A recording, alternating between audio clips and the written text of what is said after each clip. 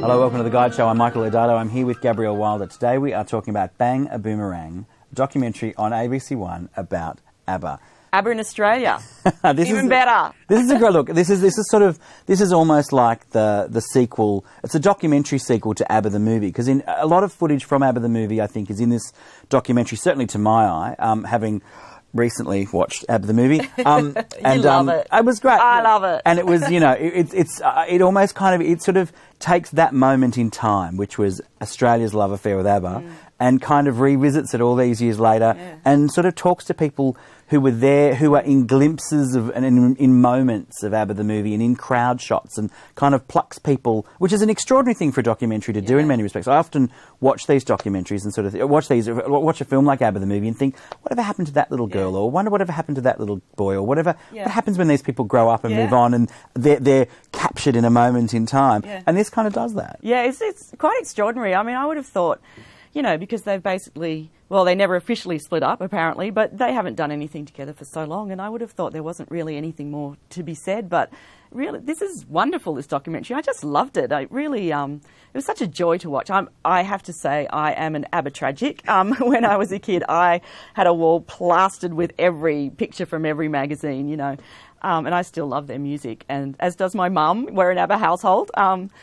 But I just loved it, and the interviews are so candid, the people they're like us. They just want to talk about ABBA, and there's no shame, everybody's just right into it. And it is fascinating to see these people, and there's old photographs or footage of them as they were then, and then you see them now, and everyone is just so natural, and there's terrific interviews with ABBA from the time as well, and you've probably seen a lot of them, but I think there are also some interviews that I don't remember seeing, There's Molly, of course, then and now, which is always great, and it's just a great celebration. It's also a really terrific slice of Australian history, this time when, and how they were the first band to break through video, really, in the world, how Countdown broke them through the video clips.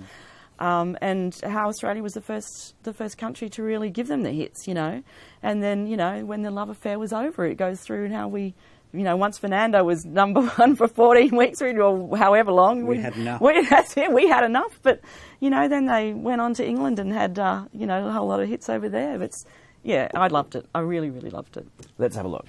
For many, the Swedish foursome is a Eurovision one-hit wonder, and the BBC refuses to play their follow-up singles. However, the Swedes' fortunes are about to change. We've got a new pop show, half an hour every week. And what do you think about that? I think it's fantastic because it's mostly shows for little kids or older people, nothing for us.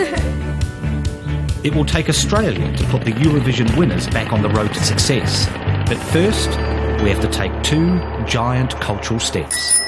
Look, it's strange. It's almost like it's a beautiful documentary. I should say. I agree with you absolutely. I'm an ABBA tragic. It is, and it's a wonderful it's a wonderful look back. It's also a really fascinating glimpse into kind of a pop culture universe that was and almost isn't again. You see these extraordinary crowd scenes. The scenes of crowds outside the Melbourne Town Hall that you look at and you go, you know what, you can get 5,000 crazy teenagers to go to a shopping mall to squeal about One Direction. But can you actually fill the Melbourne CBD with 100,000 people of all ages clamouring for a glimpse? I mean, it was, and it's so funny that one of the people interviewed in the documentary sort of almost refers to it as, it was like a royal visit. And there's a scene then of the band members from ABBA walking out onto the balcony at Melbourne Town Hall in front of, and it is actually, you actually laugh, but it's a balcony moment from Buckingham Palace almost. It's got that sort of, you kind of go, did this really happen? Were we really this manic? There's this